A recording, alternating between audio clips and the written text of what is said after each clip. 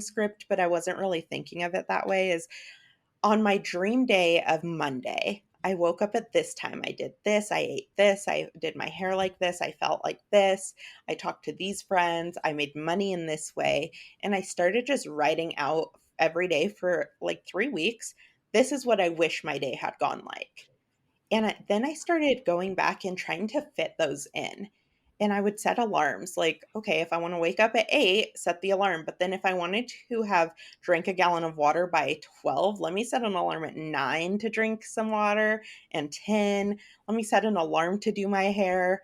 And I would just tell myself a no pause rule is once your alarm goes off, go do that thing. And I started seeing all of this stuff happen that was exactly what I wanted to happen. I was like, wait a minute, I'm making money on social media. I'm creating content that people think is meaningful. I'm losing weight. And it just got so exciting that then it became kind of a game of like, okay, how good can life get? I dare I you love to that. make my life better. I And love that. I started seeing all of it happen. And I was like, wait, this is crazy. Like everything I wanted to happen happened. Even as much as my husband, so I'm 30 and my husband's 54. So my stepkids are 33, 32, and 27. And we get along wonderfully, but none of them were talking about having kids. And my husband was like, I want a grandbaby. I want a grandbaby. I want a grandbaby. I was like, okay, so we're going to start writing every day. And we got to see our grandbaby. And we got to see our grandbaby. Well, in May, we have a grandbaby now. And Aw. she's adorable, and we haven't seen her in person yet because she lives in New York, but that's in the plans, and we're so excited. Is I just started believing so intensely and so delusionally that I could just create that life and live it. And as I started seeing it happen, and it made me more confident, and I would ask for more and more things. So I was like, okay, last month I said, I want to be paid $400 for a 30-second video. I am going to ask for $400 on my next UGC gig. I hadn't been paid $400. Like my max had been $250 at that point. And I was like, I'm just going to ask for it. I'm doing it. And I made a $400 video about Chuck Norris. And I was like, what is my life? Why? How is this happening? Yeah.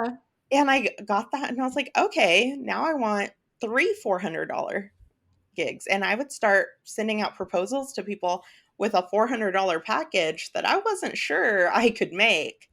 And people started saying yes. And I was like, well, I'm either going to fail at this or it's going to go really well. So, Yeah, yeah, yeah. And exactly. it's been fun. It's been fun Wow. even with weight loss. I'm like, okay, can I work out 6 days a week? Let me try it. Add an extra day, add an extra day, add an extra day, get to 6 days a week, go, I don't like this, go back to 5. Mhm. But I just really believe, like, if you want to do it, throw yourself into that. See if it works. I mean, if Yeah. you fail, you're in the same place you were if you didn't try it. It doesn't really matter. I could listen to you all day. I mean, and we have a lot of the same, like, thoughts and perspectives on things, but I you have so many good stories and, like, Thanks. insights. Wow. As far as, like, your manifesting list or what you said it was, were you into, like, manifesting or anything like that? I struggled with manifesting for a long time. Specifically, when we lived in Colorado, my husband and I were very, very, very involved in a church. And that church didn't really condone manifestation. So I would go back and forth almost daily to the point where I felt crazy because I'd be like, I'm going to manifest this. And then I would feel guilty for even thinking that. And I'd be like, no, the Lord's going to provide for me. I will not manifest it. And I was kind of just being a crazy person, like all into manifestation, writing out a script and then feeling bad about it and throwing away the script. And I was like, girl, get it together. Yeah, yeah. And I read a book called The Audacity to Be Queen. It's by Gina DeVee, and she is a Christian person who literally made her millions off of manifestation. She teaches manifestation. And that really opened my eyes to, okay, maybe I don't need to be as limited as I'm making myself right now. But I never really thought of it as manifesting in a traditional sense. I thought of it as if I write this down and I have a really clear vision of what I'm working towards, I can kind of reverse engineer that back. And that's what I've done for pretty much everything is when I wanted a soap shop. I was like, okay, I have no idea how to make soap, but I do know what ingredients I like. So if I buy those ingredients, I could probably figure out how to make it into soap. And Wow. that's kind of how I approach everything. It's- Yeah. Even with weight loss, I didn't want to be focused on only weight loss and making myself miserable. I didn't want to cut out matcha. I saw a nutritionist and he told me that I needed to cut out matcha lattes. And I was like, no, I'd rather die right now. I don't want to do that. You can just wipe me out. I don't need that. And, then I started reverse engineering. Okay, what about matcha lattes is he saying is the problem? And he's saying it's the caloric value of how much milk I drink. Could I make my matcha latte a little more Americano style and make it more water? And I would do that. Or with a workout, okay, I hate running. Could I walk a little faster but not ever run? And so it was a manifestation, but it was also kind of just writing it out to reverse engineer it and walk back the steps to square one. Mhm. I have the same experience with, like, fitness. It was I think I just did a video about it. Like, you have to do like so I was doing it for the wrong reasons. And then once I was pregnant and was, like, trying to be in shape, I realized, like, it's working a lot better because my mindset or my goals isn't to lose weight because 'cause I'm pregnant. It's Yeah. to, like, be healthy and get outside and, like, whatever. Because I was mostly walking and I was actually doing the Alive app, like, Oh, workouts. awesome. Yeah, Yeah. I love them. But, and it completely changed everything, and then, like, my progress, instead of looking at my weight, it's like, how far can I walk or how much weight can I and it sounds simple, but it's not what I was doing, and it's made a huge difference, and finding a workout that you like, I really like walking, I like lifting weights, but walking is the easiest and best thing for me, and that's what I'm doing, and it's working, and it's you just really have to reassess kind of your why and Yeah. your markers for your progress, and it really changes, like, everything. And also, like, kind of how you were saying, can I make these tiny little switches? Like, another thing that helped me is, like, taking those, like, what's the word? Like, those buzzwords and the phrases that fitness people will say, like, "Never miss a Monday," or "Never miss a day," whatever. Changing that to, like, something that works for me. So, like, instead of "never miss a Monday," I changed it to "never miss 2 days in a row." And I love that that. helps me yeah, it, like, definitely helps me to, like, not feel so constricted and, like, need to follow this, because then if you do miss it, then you're like, "Okay, well, I'm not gonna even worry about it then," or whatever. Or, like, I suck. Like, so it's just Totally. never yeah, good to have such harsh, expectations of yourself. And as far as, like, your goals and everything, like, congratulations for all the things that you're doing, by Thank the way, you. like, that's amazing. But it is so inspiring that you have that belief in yourself, and I think a big thing in that is having the right people around you again. So your husband, it sounds like he's very supportive of all of this stuff. Does he ever, like, kinda laugh at what your goals are or what you're, like, dreaming of, and or your No, friends? my husband and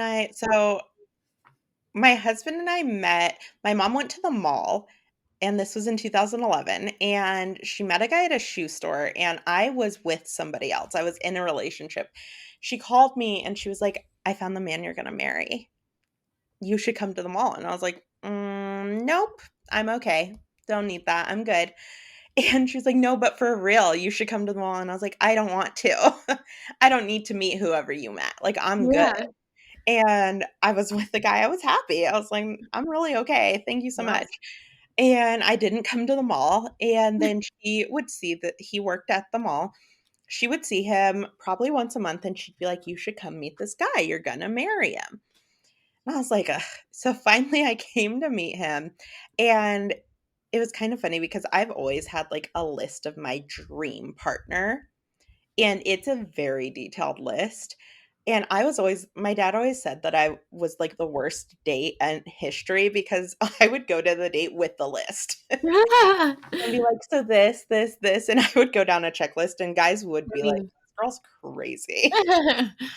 And so the first thing on my list was that he couldn't be bald, which like now looking back, I'm like, really, it wasn't being a good person, Monet, but I was 17 when I made the list, Yeah, yeah. 21, I think, when we met, and 2011. I don't know. I was young when we met, and Mhm. he's bald. And so I literally walked in, and in front of him was like, not a chance. Like, nope, don't wanna know Yeah. his personality, don't need to know anything. So we talked.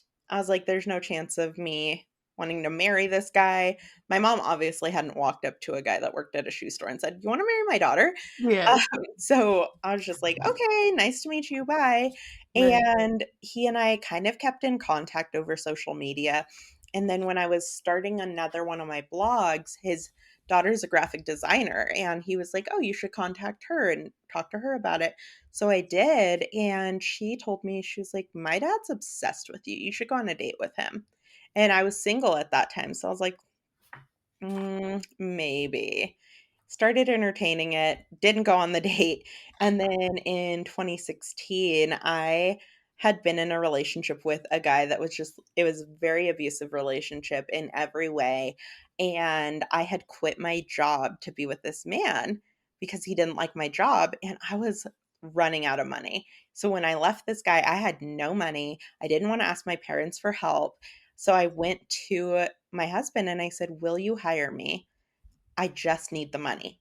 Mhm, "Yeah, I mean, I need a holiday worker, so I'll hire you. Sounds good." mhm, And I worked there for 4 weeks before he set me down, and we had a lot of chemistry. It was the weirdest experience I've ever had. Like, we just got along so perfectly.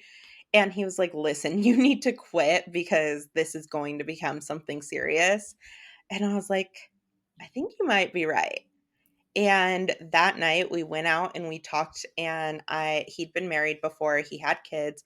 I was like, "Listen, I have a list. I'm crazy, and this is gonna be my list." And I asked him before we ever went on a date if he would be willing to change his faith because and I had different faiths, and if I could talk to his ex-wife, and if I could talk to all 3 of his kids about me dating him.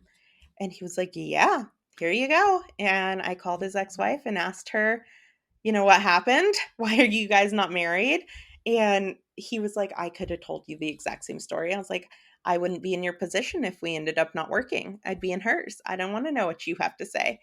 And I mhm, talked to his kids. I was like, "Listen, I know I'm in the middle of your guys' ages. Is this a problem for you? If it is, tell me and I won't pursue it." And all of them were like, "No, go ahead." And from that moment on, I told him, "If you're dating me, you're gonna have to marry me.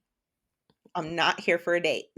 mhm, We started planning our life together. We went to a doctor and, like, started combining our lives the second month we were dating. We got a financial advisor and combined our finances, like, it moved quick, and it was just like that's kinda how it started, and from wow. me starting with that and having a checklist, I think he knew, like, he was gonna be in for a wild ride married to me.